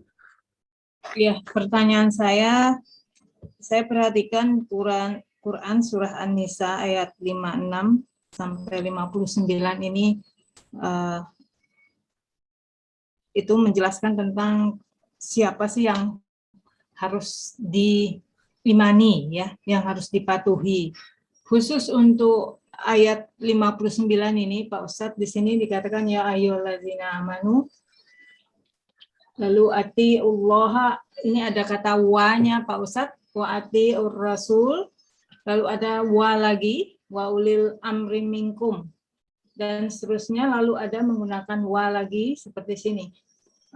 Fa'in tanaza'tum fi syai'in farudduhu ilallahi war rasuli in kuntum tu'minuna billahi wal yaumil akhir. Ya, ada wa lalu selanjutnya dzalika khairu wa ahsanu ta'wila. Ini ada wa. Pertanyaan saya di sini diawali oleh ya ayyuhallazina amanu, berarti memanggil orang-orang yang beriman. Lalu setelah itu ada wa selanjutnya. Jadi apakah wa ini wa atof atau berarti orang beriman harus mematuhi ketiga-tiganya atau salah satu di antaranya atau salah dua di antaranya sehingga memenuhi syarat sebagai orang yang beriman, Pak Ustadz? Maksud saya, ya saya khawatir aja jangan-jangan ngakunya beriman tapi Masya Allah ini kalau mengikuti baru satu ayat ini Pak Ustadz. Begitu aja Pak Ustadz, khawatir aja. Baik ya. Terima kasih begini. Barakallahu fiik ya. Jadi begini, semua ya ayyuhallazina amanu di Al-Qur'an banyak banget. Sampai ada buku tafsir ya ayyuhallazina amanu. Wah, saya pernah dapat itu ya, sudah diterjemahkan. Jadi tafsir yang membahas ya ayyuhallazina amanu. Kesimpulannya, semua ya ayyuhallazina amanu adalah refleksi kita. Jangan-jangan ya ayyuhallazina amanu kita cuma kutiba alaikumusiyam, yang lain enggak. Jadi cuma puasa doang, yang lain enggak. Ya, kan refleksi namanya. Jadi semakin lengkap ya ayyuhallazina amanu kita jalankan, semakin lengkap iman kita. Karena iman kan bertahap-tahap, bertingkat-tingkat. Tapi semakin dikit yang kita amalkan dari ya ayyuhallazina amanu di Al-Qur'an, berarti iman kita semakin sedikit. Nah, karenanya wa itu kan fungsinya adalah dan, penyerta. Jadi kalau mau lengkap, ya inilah taat kepada Allah, taat kepada Rasul, dan kepada ulil amri. Kalau ingin lengkap lagi imannya, kalau ada perselisihan, kembali kepada Allah dan Rasulnya. Kalau ingin lengkap lagi, imanlah kepada Allah dan hari akhir. Kalau ingin lengkap lagi, yakinlah bahwa itu lebih baik dan lebih utama. Jadi selalu rangkaian wa itu menunjukkan adalah kesertaan, bukan opsional. Jadi semakin kita banyak melakukan, semakin ditambah. Ya sama dengan saya makan nasi dan. Nah itu ya. Kira-kira begitu. Wa itu adalah wawul ma'iyah atau penyertaan. Maksudnya kelengkapan kita dihitung dari seberapa banyak wa dari Al-Quran yang kita jalankan. Itu yang pertama. Yang kedua bahwa di sini kan ati Allah, ati Rasul, ada atiu ya. Tapi ulil amri tidak ada atiu, langsung ulil amri. Karena ini manusia biasa. Rasul manusia biasa tapi dapat wahyu, aman. Kalau Allah sudah pasti. Zat yang wajib kita ibadat. Ini manusia kan ini beragam. Manusia itu ada yang baik, ada yang buruk. Manusia itu ada yang ikut Allah, ada yang enggak. Karenanya ketika ulil amri enggak ada atiu diulang. Berarti taatnya taat bersyarat. Tapi taat kepada Allah mutlak, taat kepada Rasul mutlak. Karena Rasul tidak mungkin menyalahi Allah. Pasti. Tidak ada yang disampaikan oleh Nabi kecuali wahyu dari Allah. Kalau kita enggak ada wahyu. Kadang-kadang nafsu. Kadang-kadang pula hoax. Nah, ya jadinya taatnya boleh, ya boleh. Boleh enggak taat, boleh enggak taat. Sehingga alat ukur taat kepada manusia kalau taat kepada Allah dan Rasul. Tadi ayat 34 tentang suami istri. Taat kepada suami boleh, ulil amri kan suami di rumah tangga. Tapi kalau dia menyuruh istrinya maksiat, ya enggak boleh. Karena Allah dan Rasulnya tidak menyuruh itu. Sehingga clear. Kenapa atiu diulang untuk Allah dan Rasul? untuk ulil amri tidak diulang. Tapi taat ulil amri wajib kalau ulil amri itu menjalankan. Karena tidak mungkin di dunia ini kita hanya taat Allah dan Rasulnya. Enggak mungkin. Loh, bab lalu lintas, apakah kita tidak patuh? Wajib patuh. Lah kan nggak ada di Al-Qurannya, Ustaz, lampu merah berhenti. Ya memang nggak ada. Hadis juga nggak ada. Kadang ada yang parsial begitu. Ya nanti kan bumi milik Allah.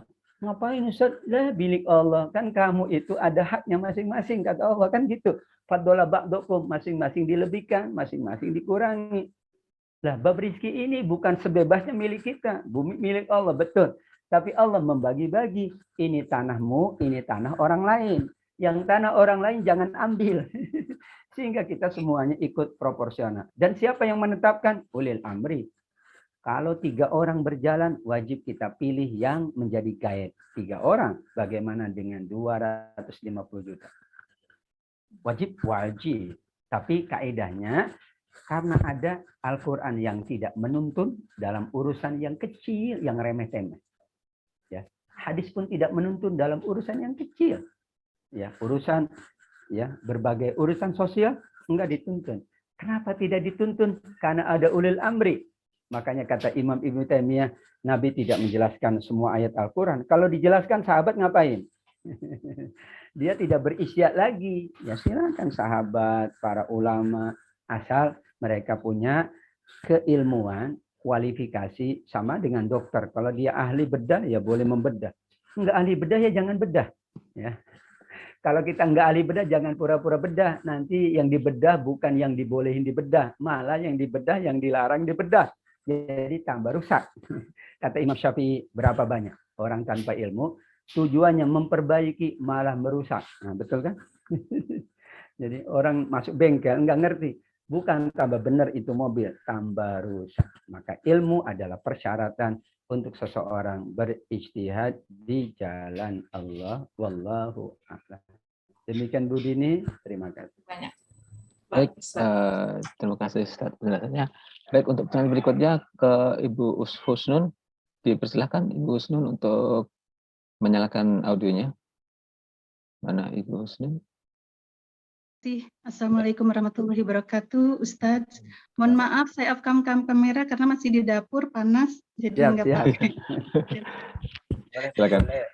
Izin Ustadz, mungkin ini tidak terkait dari apa yang disampaikan, yang saya tanya. Begini Ustadz, di masa pandemi ini kajian-kajian virtual kan lumayan banyak. Alhamdulillah banget saya bisa mengikuti daripada sebelum pandemi kan, soalnya harus dengan perjalanan ke sana. Nah, kalau pandemi ini saya bisa mengikuti 1 atau 2 dengan waktu yang berbeda, 1 atau 2, 3 kajian demikian. Hanya Pak Ustadz, kadang saat-saat saya mengikuti kajian itu saat misalnya malam hari, ketika saat mau makan. Nah, itu terkadang suami agak saya terbengkalaikan, maaf Ustadz. Artinya gini, udah ya kalau mau makan silakan, Mama mau ikut kajian dulu ya. Tapi enggak Mama temenin. Memang sih suami ikhlas, artinya oh ya silakan ikut kajian saja. Cuma hati saya kayaknya, aduh kasihan, ya udah saya ikut kajian. Kemudian pernah juga kalau saya sudah duduk ikut kajian gitu kan, Ustadz udah enak, udah PW gitu ya. Kadang saya minta tolong sama suami ambilkan apa gitu. Ayo tolong ambilin itu dong remote AC, takutnya kelamaan kedinginan. Emang suami sih rela, padahal saya bisa untuk jalan itu. Tapi kok kayaknya udah suami deket ini dengan remote AC, saya minta tolong. Namun izin Ustadz, dengan sikap-sikap saya seperti itu, sebenarnya memang kan tidak diperbolehkan ya Ustadz. Tapi kadang saya lakukan Ustadz. Tapi saya tanya, izin ayah, Mama dosa nggak kayak gitu? Enggak, udah Mama belajar aja nggak apa-apa. Tapi kok hati saya masih nggak tenang gitu, Ustadz. Mohon maaf Ustadz, sering banget saya kayak gitu. Kadang saya juga ngomel sama suami karena saya suka bersih-bersih, suami suka naruh apa gitu sembarang. Ayah itu taruh dong ya di tempatnya, Mama kan capek. Bagaimana Ustadz, mohon maaf, kebiasaan cerewetnya itu otomatis. Mohon maaf Ustadz, mohon penjelasannya. Sebagai wanita, saya juga pengen menjadi wanita yang soleh, yang soleha, dan ilmu saya memang terbatas sekali, bukan terbatas ya, memang sedikit. Terima kasih Ustadz atas penjelasannya. Wassalamualaikum warahmatullahi wabarakatuh. Waalaikumsalam warahmatullahi wabarakatuh. Baik, Alhamdulillah. tafadhal. Baik, baik. Terima kasih Bu Sun, Masya Allah. Ini Bu Sun layak berbahagia. Suaminya soleh, sabar. Karena itu menjadi karakteristik. Jadi kalau kitanya soleha, insya Allah suami kita soleh. Kalau suaminya soleh, maka yang didapatkan adalah soleha. Surat An-Nur ayat 26 ya. At-thayyibatu lit-thayyibin, wat-thayyibuna lit-thayyibat. Sehingga inilah gambaran. Dan yang dilakukan ibu nggak ada yang salah. Karena suaminya menerima. Yang salah itu kalau suami nggak menerima. Itu salah jadinya. Orang suaminya menerima, bahkan suaminya lapang dada. Subhanallah. Karena dia ingin ibu mendapatkan ilmu. Sehingga dengan ilmu itu kan bertambah iman. Dengan iman bertambah, solehahnya bertambah. Saya tidak melihat ada kesalahan di tataran ibu. Kenapa? Kita rujuk An-Nisa ayat 19, Bu. An-Nisa ayat 19 ini menjelaskan tadi 34. Wa ashiruhunna bil ma'ruf. Polanya adalah muasyarah bil ma'ruf. Muasyarah itu saling menghargai, saling memahami, saling menolong dan membantu. Ya. Kan kadang kita minta tolong ke suami, kadang suami minta tolong ke istri. Itulah muasyarah. Jangan sampai suami minta tolong terus nggak pernah menolong. Itu tidak muasyarah. Atau istri ya minta tolong terus nggak pernah menolong, nggak muasyarah. Jadi namanya saling. Makanya kan dalam buku nikah gitu, muasyarah bil ma'ruf, artinya saling. Dan suatu saat dengan kesibukan, ya memang istri nggak bisa. Misalnya istri bekerja, suami nggak bisa nuntut dong, karena kan bekerjanya sudah atas restu suami. Maka berbeda antara wanita bekerja dengan tidak bekerja. Beda antara wanita yang sedang ngaji dengan yang tidak. Kalau dia nggak ngaji, ya jangan dong nyuruh suami, orang dia nggak lagi ngaji. Misalnya lagi santai, duduk-duduk. Mas tolong dong ambil. Lah kan dia bisa. Kalau dia sedang ngaji kan dia sedang fokus. Nah suaminya biar dapat pahala, Mas. Biar dapat pahala ya. Tolong dong ini. Nah kenapa? Aku lagi konsentrasi ngaji. Kan berarti dia bagi pahala ke suami. Tidak ada yang dilanggar. Kenapa? Yang pertama tadi, selama suami itu ridho, kata Allah, ridho istri di tangan suami. Kalau seseorang meninggal dan suaminya ridho, maka istrinya masuk surga.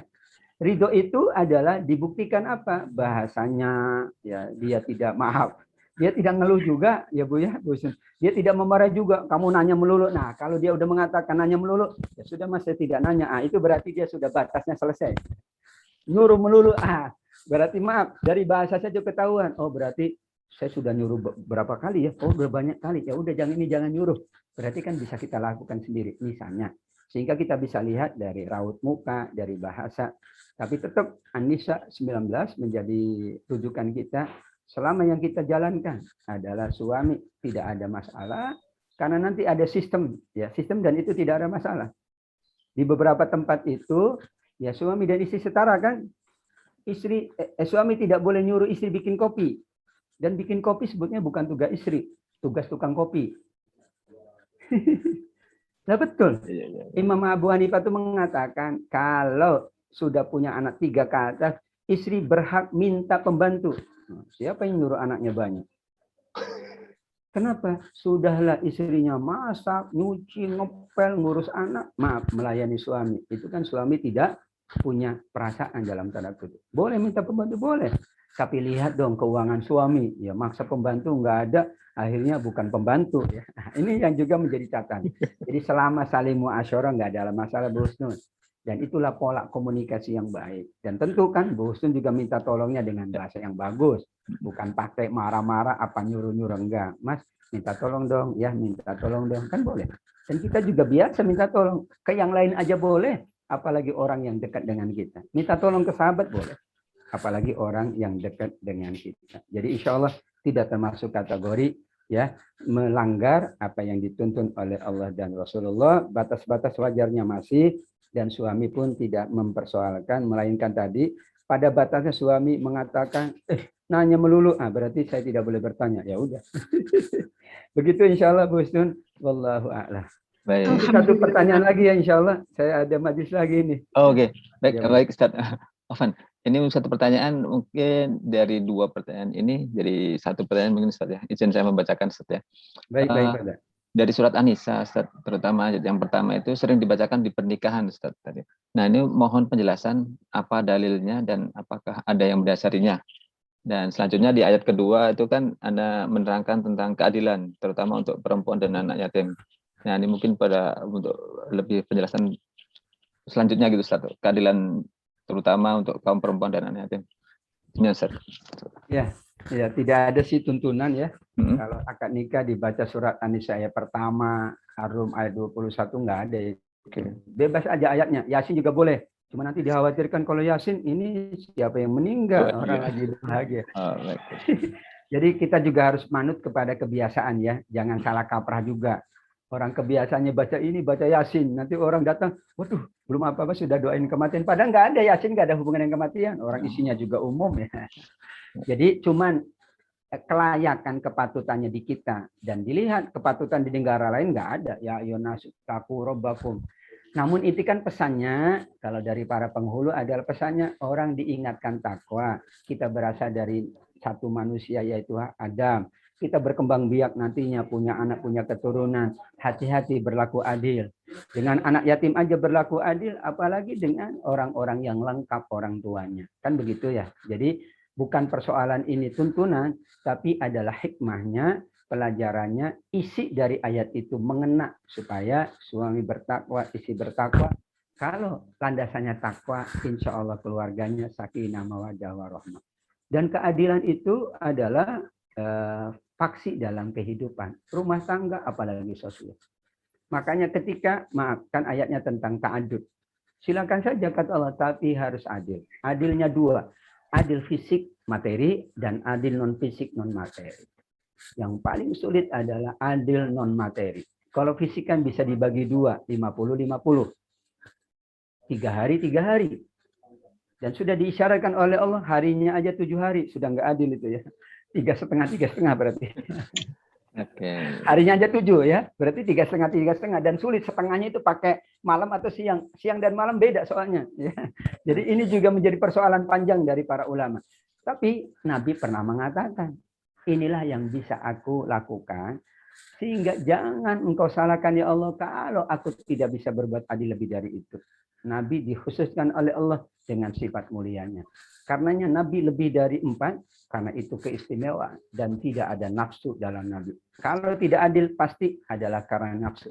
Tapi kalau adil pasti karena nawaitunya sejak awal adalah untuk Allah. Dan Nabi menikah tujuannya mulia, bukan sekedar dalam tanda kutip.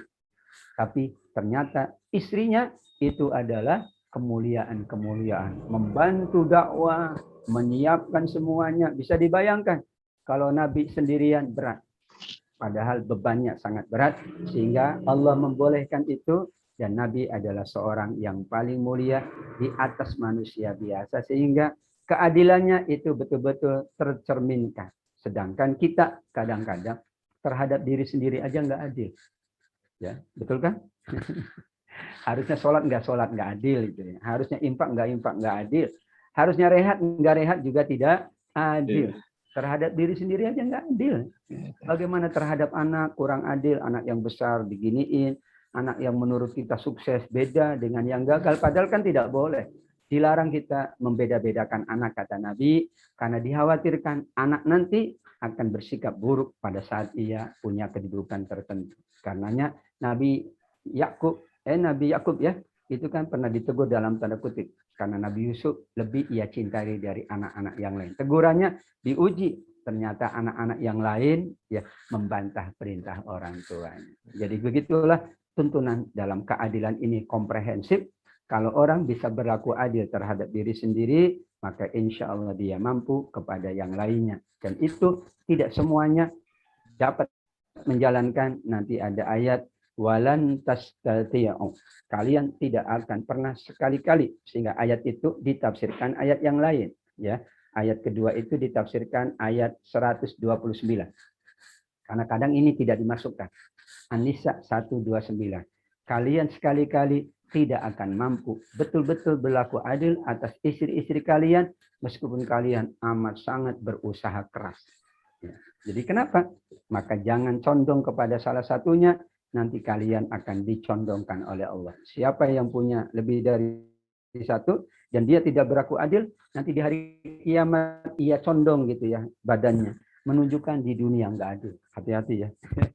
Sehingga ayat ini ditafsirkan dengan ayat yang lain. Oh, iya. Demikian, wallahu a'lam bishawab. Baik. Mudah-mudahan bermanfaat untuk kita semuanya. Saya mohon dimaafkan, Pak Bambang, Yes. Mas Arief. Ya. Baik, terima kasih. Penjelasannya panjang banget. Karena memang satu, tapi ini satu pola yang bagus sehingga kita mendapatkan banyak ya tema-tema dari ayat-ayat. Wallahu alam, terima kasih semuanya. Mohon maaf Bapak Ibu. Assalamualaikum warahmatullahi wabarakatuh. Silakan Mas Arief. Silakan. Waalaikumsalam. Baik, terima kasih Ustaz. Waktu saya kembali ke Bapak Bambang. Silakan Bapak Bambang.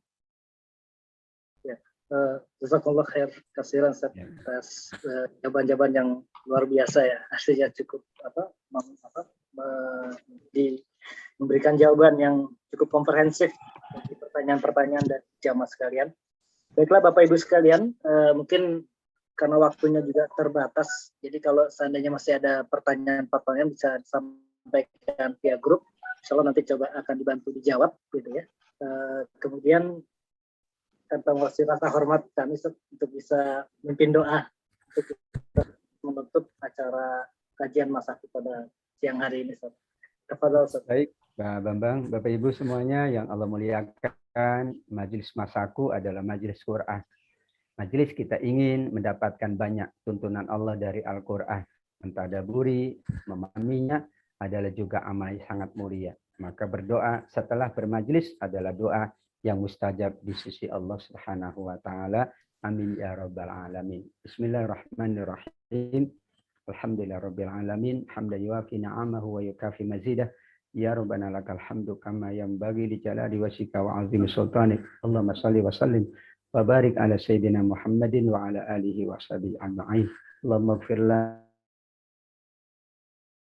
lana wa liwalidina warhamhuma kama rabbayana, li ulama'ina, li masyayikhina, asatizatina, wa li jamil muslimina wal muslimat wal mu'minina wal mu'minat. Innaka sami'un qaribun mujibud da'wat. Allahumma ansurna fa innaka khairun nasirin. Allahumma arzuqna innaka khairur raziqin. Allahumma tub 'alaina innaka antat tawwabur rahim. Allahumma arzuqna husnal khatimah. Allahumma arzuqna husnal khatimah ya rabbal alamin. Allahumma ja'alna min ahlil Qur'an alladzina hum ahluka wa khassatuka. Allahumma arhamna bil Qur'an waj'alhu lana imama wa nura wa huda wa rahmah. Allahumma dzakirna minhu ma nusina wa 'allimna minhu ma jahilna warzuqna tilawatahu ana al-laili wa atrafan nahar 'ala al-wajhi alladhi yurdika 'anna ya rabbal alamin. Allahumma shfina antas syafi la shifaa'a illa shifaa'uka shifaa'an la yughadiru saqama. Allahumma a'inna 'ala dzikrika wa syukrika wa husni ibadatik. Allahumma taqabbal minna a'malana. Allahumma taqabbal minna salatana, siyamana, infaqana, sadaqatina, a'malana kullaha jullaha zahiraha wa batinaha bi rahmatika ya arhamar rahimin. Rabbana atina fid dunya hasanah wa fil akhirati hasanah wa qina adzabannar. Subhana rabbika rabbil izzati amma yasifun wa salamun alal mursalin walhamdulillahi rabbil alamin.